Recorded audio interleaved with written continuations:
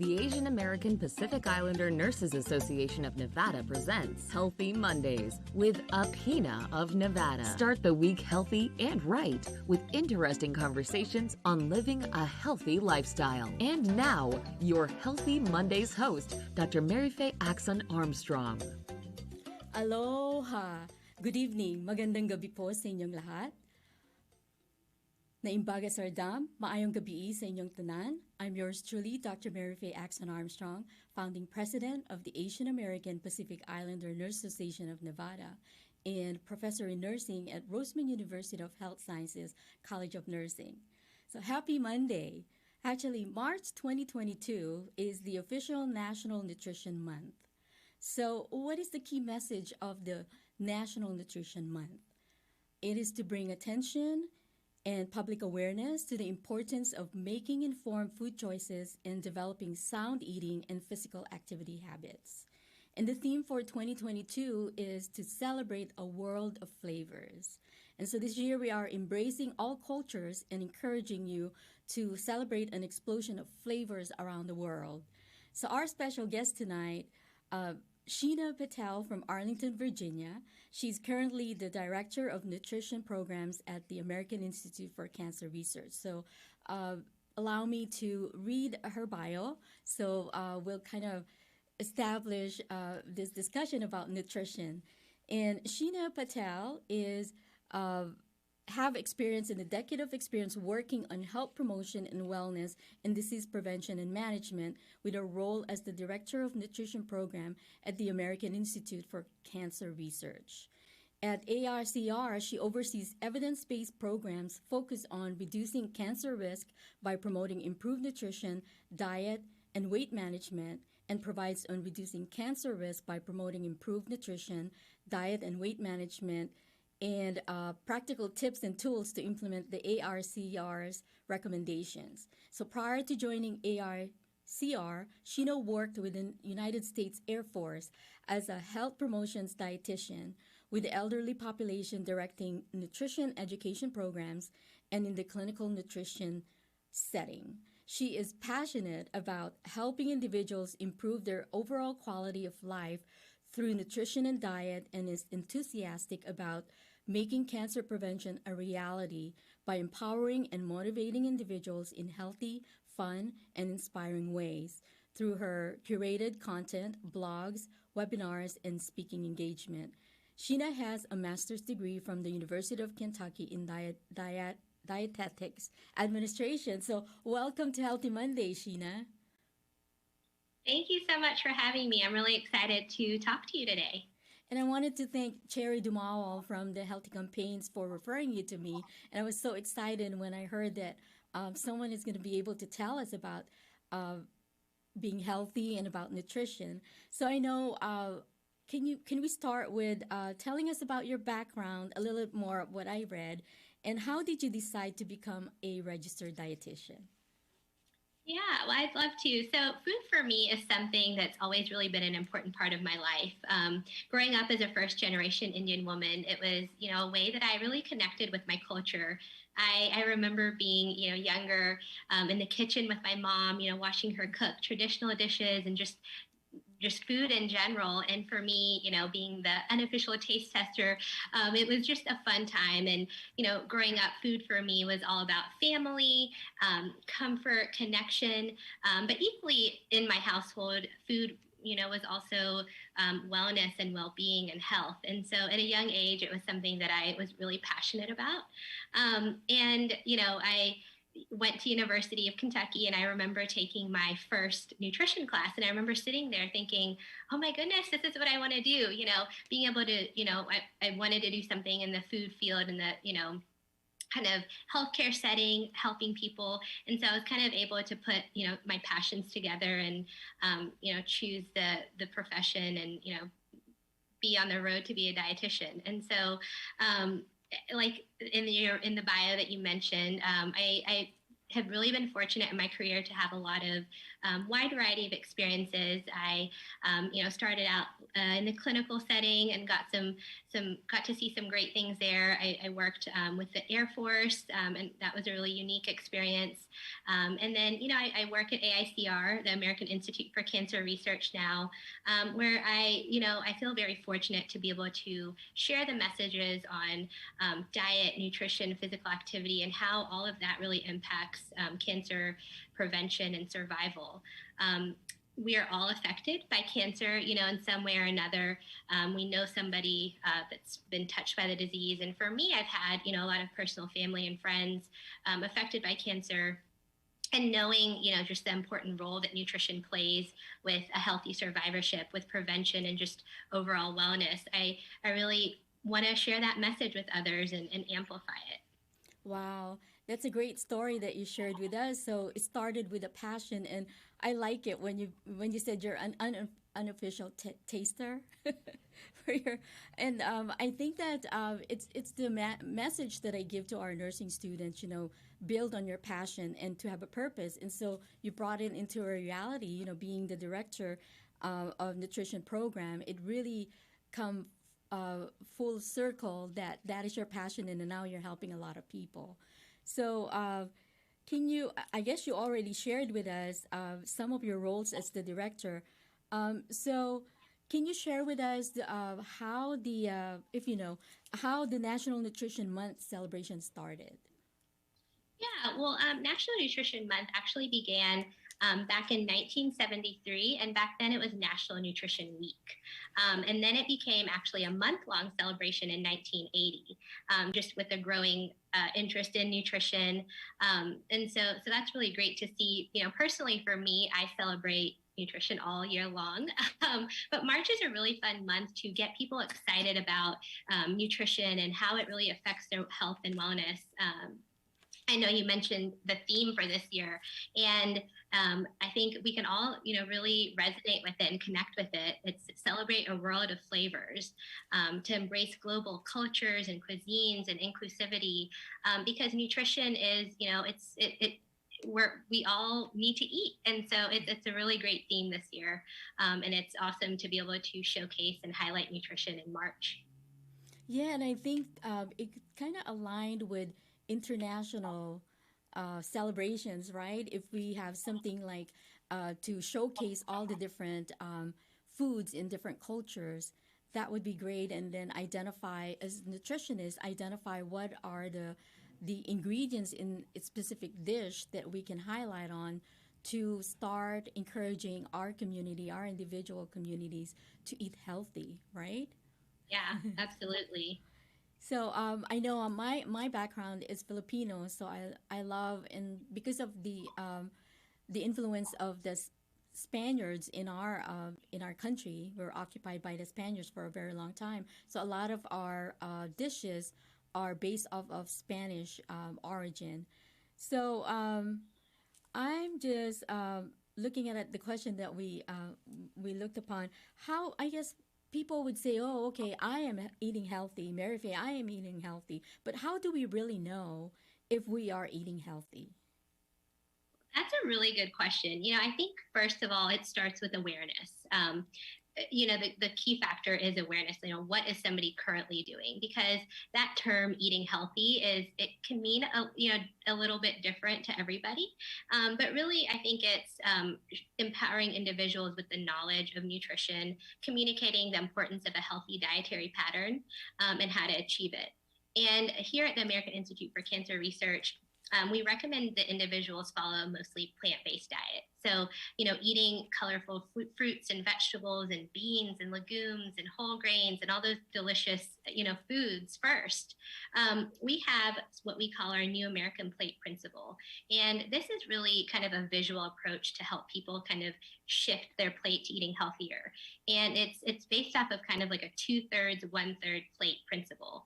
So if you visualize a circle, the goal is to fill at least 2/3 of your plate with plant foods. So those, again, colorful fruits and vegetables, beans, legumes, whole grains, nuts and seeds, and then 1/3 or less of your plate with animal food. So think poultry, seafood, lean red meat, eggs, and dairy. And if you kind of think of the visual approach to that compared to kind of a traditional American plate, if you will, which is usually typically higher and heavier on the meat and kind of starchy vegetables, it's kind of a shift in that's why we call it the new American plate. So it's a really great visual approach to eating that can help people, plan their meals. It's all about portion and proportion, which is, I think, a really fun way to help people not think about going on a diet, where there's a lot of pressure, but just kind of rethinking their meals, rethinking what they're eating.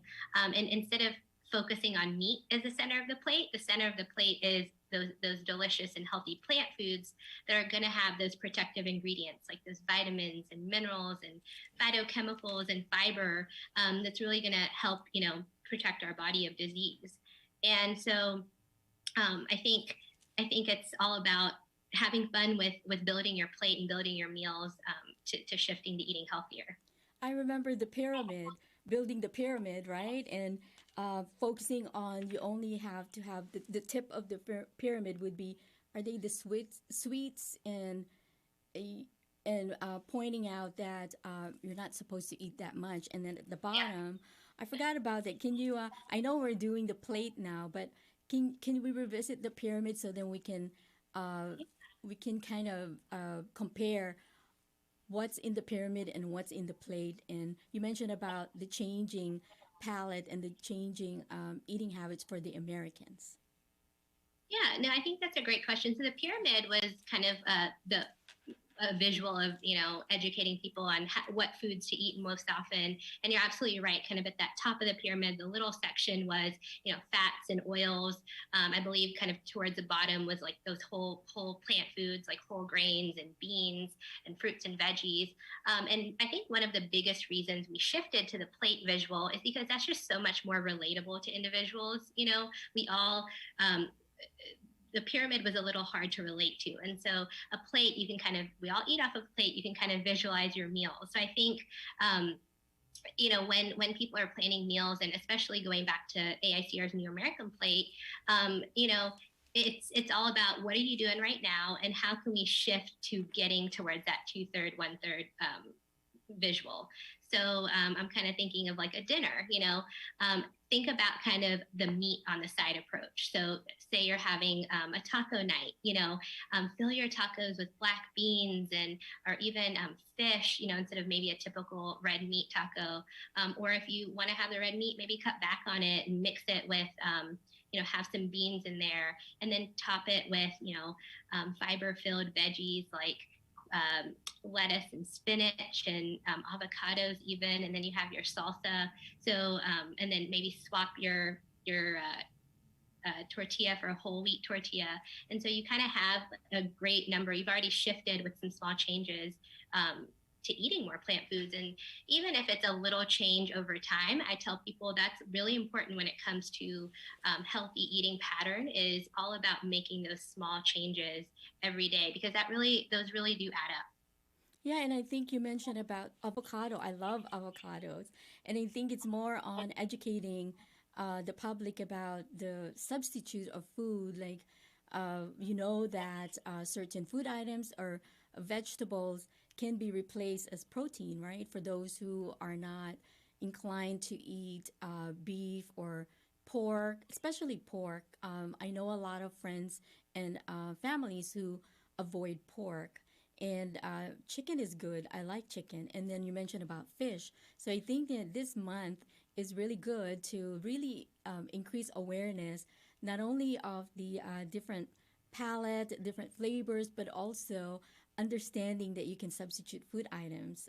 When I was a diabetes nurse educator, I used to tell our clients that you can only eat this much rice. And they look at me like I'm crazy because these are Filipinos, these are Samoans, Native Hawaiians, and Asians. That's their staple food, right? So, Right, right. yeah. So, can you share with us? I know it's not in the list of our question. Can you share with us a challenge that you have when you are giving instruction or giving education on one of your clients or one of your patients in the center, and how it increase your awareness of how you can change the way that you will encourage them I with their think eating. that the biggest thing to remember, for me, when I talk to patients, is really meeting them where they are. Everyone is at a different space and a different place in their health journey, and so really trying to see where the person is, what kind of goals that they want to make, because again, even something small can be impactful and more impactful if they're going to follow it over time. So I think for me, that's been something that I've just learned, as I've been in my career for as I've grown into it and just seen how behavior change works. And I think it's really important to see where the individual is, meet them, help them with their goals. And that's why one of the reasons that I love, especially talking to people about the New American Plate, is because it really is a flexible approach. It can really be customizable. It can be, they don't feel like they're technically giving things up, but it's a really good opportunity, I think, to also help them get excited about, eating a little healthier, because they can try new foods. It's a great kind of opportunity to try maybe a new vegetable or a new fruit or a new whole grain that maybe they've never come across, or they're maybe afraid to try because it's so foreign to them. But really encouraging people to have fun with nutrition and eating healthier. And to try out other items. I know that as a Filipino, born and raised in the Philippines, I know a lot of immigrants and people who move from there, or even in other countries, they move here in America, and the vegetables that they love to eat on a daily basis is no longer available where they live. So I think it's very important to educate our communities on what current vegetables is available. For example, what's growing here in Nevada may not be available, or what's growing in California or Hawaii may not be available here in the desert. And it may never be available until the farmers from California come and bring it to us, right? So I think that it's really, this is a month where we can help our community to think about substitute of vegetables. Like, you're so used to having string beans. We have this dish called sinigang, and we have to have that string beans. We have to have what else? Eggplant. We have to have white radish, and then those. I think it's the type of potato in there, and some people like green mangoes to put like the sourness on it. And if it's not available in a states where it's in winter time, of course it's not going to be available. So I think this is an opportunity to share with our community that there are options that you can do. The other one that I wanted to ask you to talk to our listeners out there is the concept of, here's potato and here's rice, even our carbs, our carbohydrates, and our starches actually will turn into sugar, right? So, can you share with our listeners out there that even though it doesn't say sugar in it, it's still going to turn into sugar? Yeah, I want to really quickly go back to, I know you're talking about kind of some food that's maybe not available, but I think this is a good time to tell people too that, it just only, don't think about fruits and vegetables as counting if they're fresh, frozen, even canned, those all count towards your vegetable and fruit intake. And the main goal is really trying to get that in. Frozen veggies are a really great option to replace, if you don't have access to the fresh vegetable or fruit. So there's a lot of things that people, I think, it's all about flexibility, because you're right. Food that maybe is available in California right now, is it going to be available readily in Nevada, or like you said, in the desert? So really taking advantage of some of those frozen fruits and veggies and canned. So I tell people, if you're going to get canned, try to get something that's canned in water, or with no sodium added. If you're doing any kind of fruit, try to get something that's canned in its own juices versus a heavy syrup, so you can really still get your healthy fruits and veggies in, even if it's not available in that fresh way. Yeah, and as you were talking about frozen foods, I'm thinking about where I grew up. I live by the market, so in the morning, my mom would go to the market, and whatever we bought, we cook it.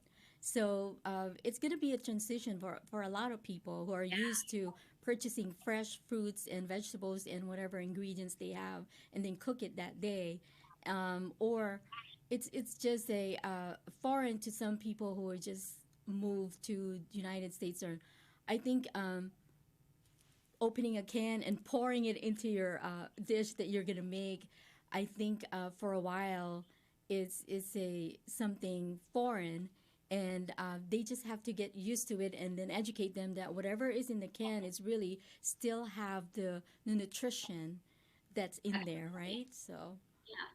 yeah. Yeah, and I think that's a whole part of it. I know for me, just as a dietitian, I feel like ever since I started counseling and talking to patients and doing messaging, it's been like, I just want you to eat any kind of fruit or vegetable, whatever form it's in, because that's going to provide those nutrients that's going to be beneficial to our body. I remember working with a client a long time ago that said, well, if it's not fresh, if I can't eat the fresh thing, I'm not going to, why bother, and so it's just that education piece of maybe how to use it if somebody isn't familiar, like you mentioned, but then also that any form, fresh, frozen, canned, all really does count towards your fruit and veggie servings for the day.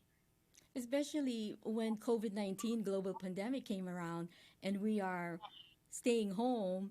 And I remember I would just go out when I need to go to the grocery stores, and it's very challenging because you don't want to leave the house because you don't want to contract the virus, but at the same time you have to eat, right? So Yeah. yeah, so I think our last question is, now that we are near to ending the COVID, hopefully, right, COVID-19 global pandemic, and more people are now eating out. I have cooked a lot of dishes during the midst of this pandemic, but now we're starting to eat out. What would be some of the tips you can give to our community now that we are starting to eat out? Yeah, that's a really great question. So I have kind of five simple steps that I like people to think about. So the first one is, seek out the menu. Study the menu a little bit. Now with the internet, it's really great because we can see what we can see the menu online. Oftentimes, you'll also be able to get some nutrition information with it. But kind of look for some keywords that highlight, that the dish is healthy. So look for, fruit and vegetable or whole grain or beans in the title. And then also looking at, how the dish is prepared. So looking for things that are baked or broiled or grilled versus, things that are deep fried or battered, which kind of indicates something that's not as healthy. So that's kind of my one easy one, just become familiar with the menu. The second one I think would be, to sip smart, choose your drink wisely. Avoid sugary beverages and alcohol. That's just an easy way to rack up on empty calories, um, and try to choose healthier beverages. Water is going to be the best way to go. And then after that, kind of unsweetened beverages like unsweetened coffee or unsweetened tea, even sugar-free sodas. And then also, like, I know a lot of places have like seltzer water or sparkling water, so you can kind of still feel like you're getting some fun in. And then I would say the third one is, order an extra side of veggies if you can. Again, it's all about, you know, fixing and reorienting your plate. If you think back to that 2/3, 1/3 visual that I talked about earlier, see where, see what the sides are, see if you can swap out maybe a carb heavy side for a fruit or a vegetable side. I know a lot of restaurants now are just, I feel like every time I go out to eat, I see kind of some fun veggie side, whether it's cauliflower or Brussels sprouts or, different things that maybe 10 years ago what wasn't as popular. And so that's really fun. And then the other one, I would say, I recommend people limit your consumption of red and processed meat. I know at AICR, we have really strong research that shows that there's a strong link between eating red and processed meats and increased risk for colorectal cancer. And so, this would be a great way to, again, try some of those plant foods that maybe you're not as comfortable cooking or, haven't really had before. So, choosing dishes like that have beans and lentils, even tempeh and tofu. There's such a wide variety of great plant protein foods that can replace kind of some of those red and processed meats. And then I would say go for the whole grain. Look at the menu, see if they offer whole grains, whether that's quinoa or couscous or whole wheat pasta. I think a lot of restaurants now have those whole grain options available, and so I love seeing that. And going back to the whole colorectal cancer, March is actually also Colorectal Cancer Awareness Month, and it's the third most common cancer in America, and so dietary choices really can impact risk. Eating less red meat, eating more whole grains, eating more fiber, all of that can really help protect against that type of cancer. Wow, thank you for mentioning about the colorectal cancer. I know I have one physician that I'm trying to get a hold of so then he can come in and talk to us about it. Thank you for mentioning that. Great tips, by the way, Sheena.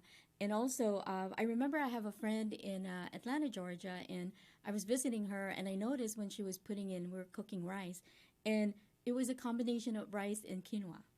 And I was eating it, and I go, oh, something is different in this. And then she said, oh, well, I have like half and half. And so that was the first time that I tasted the combination of rice and quinoa. And I love yeah, that. it's really good.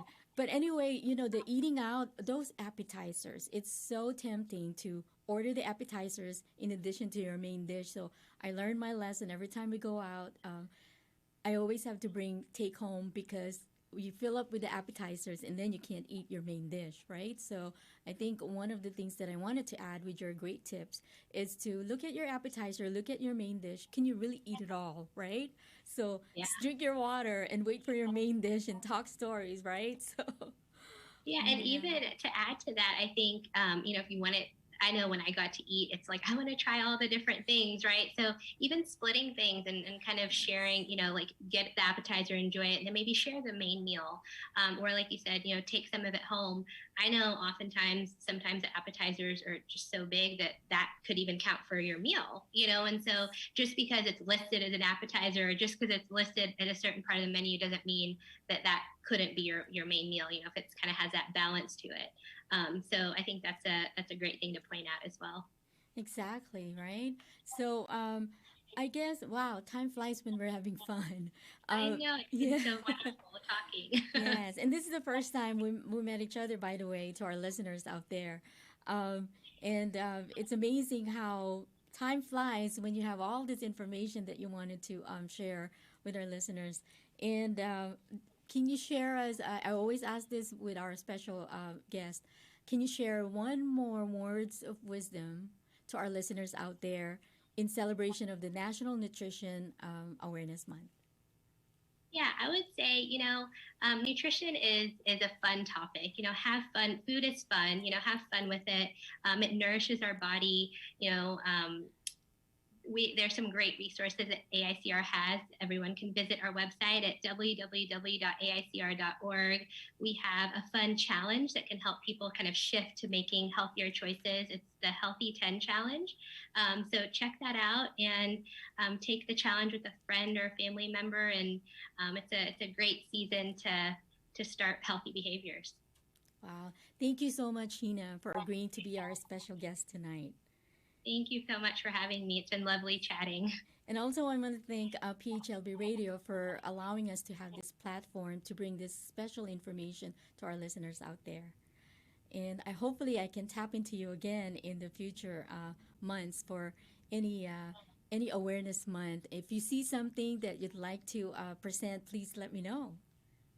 I definitely will. Thank you Yeah. so much. And remember, our listeners out there, every Monday is a healthy Monday. Aloha.